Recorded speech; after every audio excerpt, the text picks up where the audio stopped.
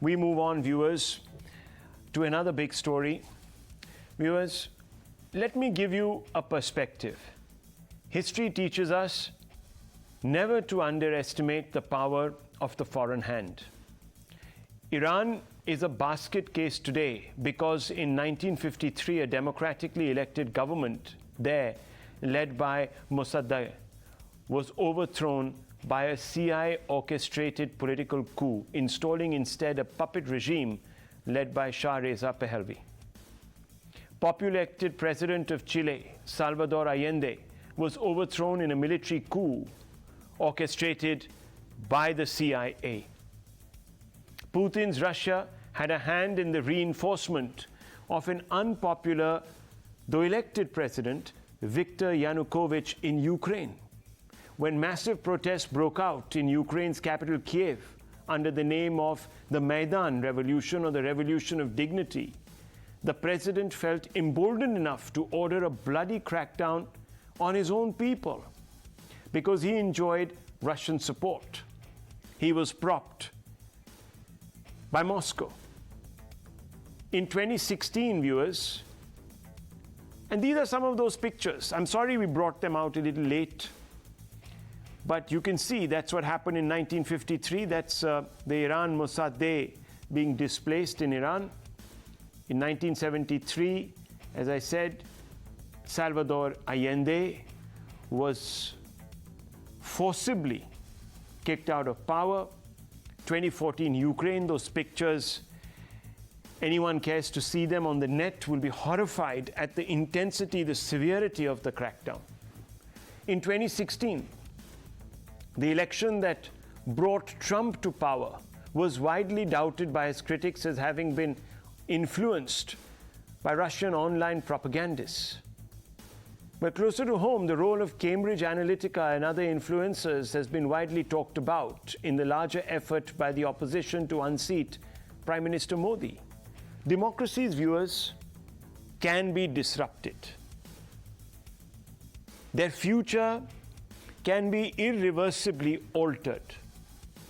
There are several other examples. Regime change is not unusual. If anything, it's a tool to wage war by political means. India has not been immune to it. You'll remember the Mitrokin archives, viewers, that appeared on the scene in this country in 2006-07. And at that time, various allegations were made.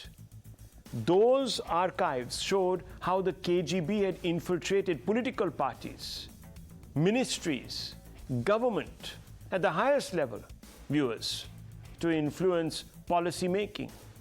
So today, when for the first time the government has talked about such an attempt being made here in some detail to put in context the BBC documentary, the comments, let's say, of George Soros, or then the Congress attacks on the government for not standing up to China, we should not be dismissive. Listen carefully to Minister of External Affairs, the erudite Dr. S. Jaishankar, who elaborates on how democracy here is being undermined.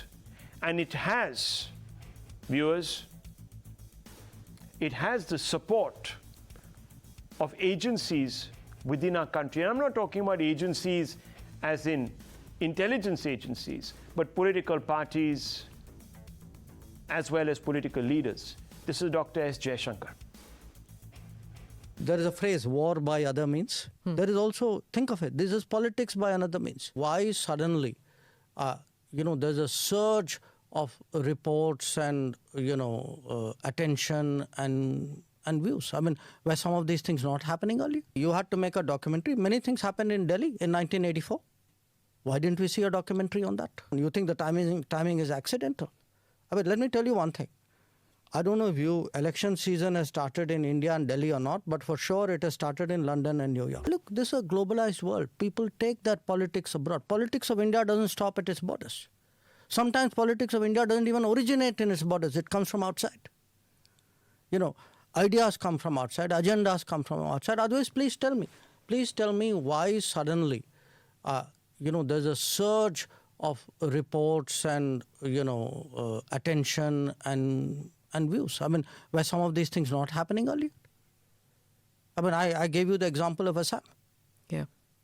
I mean, you people speak about, okay, you had to make a documentary. Many things happened in Delhi in 1984. Why didn't we see a documentary on that? Look, I'm not a conspiracy theorist, okay? What I'm explaining to you is actually politics at work. Why is it difficult to understand that there are ideologies and political forces outside India very similar to those in India, and the two are working hand in glove?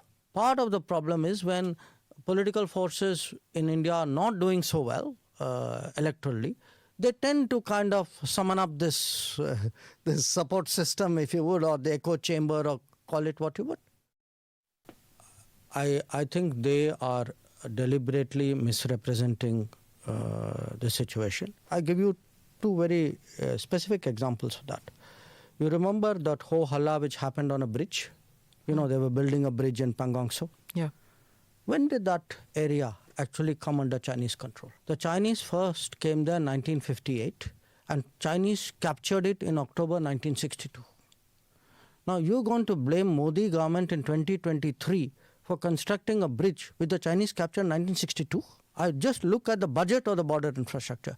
During the Modi period, the budget has gone up 5 times. If you look at the roads which are built, you look at the bridges that are built, they have doubled or tripled. Okay. But, you know, I mean, if he has superior knowledge, wisdom, I'm always, as I said, for me, life is a learning process. Superior knowledge, wisdom on China. If he has, I'm always willing to listen. Well, Dr. Jaishankar said that the external lobby is playing politics by other means, and it is getting a helping hand by political parties here in India, in the opposition, he says, that are not finding electoral traction and therefore are hoping that these alliances could unseat the current government. So is the strike on Soros borne out by facts? Is Jaishankar's, one doesn't want to call it a conspiracy theory, viewers, as he himself says, but his apprehensions, are they borne out by facts? Let's remind you what an independent report says about the billionaire and his hidden agenda when it comes to India. Now, this is all OSINT, viewers. It's open source intelligence. Soros claimed that Adani issue will weaken Modi's stranglehold. Now, if you really look at the facts, in January 20, and you can just Google this, he pledged $1 billion, this is Soros, to bring India's authoritarian regime down. Now, at one time, Dr. Jaishankar recently, just a few days back, said that Soros is not just some old man, but he's also dangerous because he has money. Runs destabilizing economy operation through open society foundations. It's all out there. Soros is a funder of ecosystem like Namati, RSF, IPI, IFCN, etc. And these individuals promote a large number of outlets, media outlets, or those that think of themselves as media outlets here in our country. Dr. Jaishankar has also called out the propaganda of BBC docuseries India, the Modi Question, saying that this is politics by another means. Here's why it has been widely discredited. Now, viewers, it claims that the SIT probe into the Godhra carnage was superficial, for instance.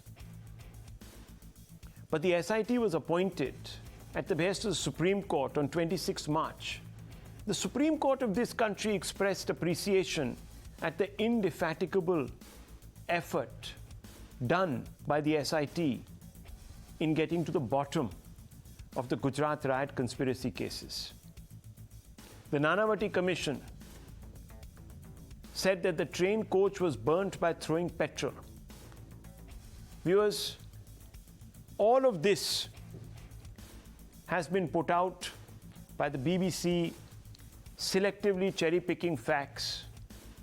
But the BBC won't tell you what the Spectator, a conservative newspaper in England, tells you. It says that the BBC is taking Huawei money to fund overseas journalism, content made by BBC's sponsored content team Storyworks. BBC.com adverts say it's paid and presented by Huawei. Now, a simple question to the BBC, for instance, would be, did any one of these groups fund the making of this particular documentary? They should just come out and put out in the public domain who funded this documentary. It'd be as simple as that, viewers. They can address this issue. Today you have a situation where the Kashmir Files, viewers, that has won a Dada Saheb Phalke Award, is being criticized. It's being called a kalank, quote unquote, kalank on the art of filmmaking in India. The same ecosystem that is saying this is lapping up what the BBC is saying about the Gujarat riots, for instance, viewers. So you can see how one set of rioting, one set of bigotry is more acceptable than the story of another. What explains that, viewers? This irrationality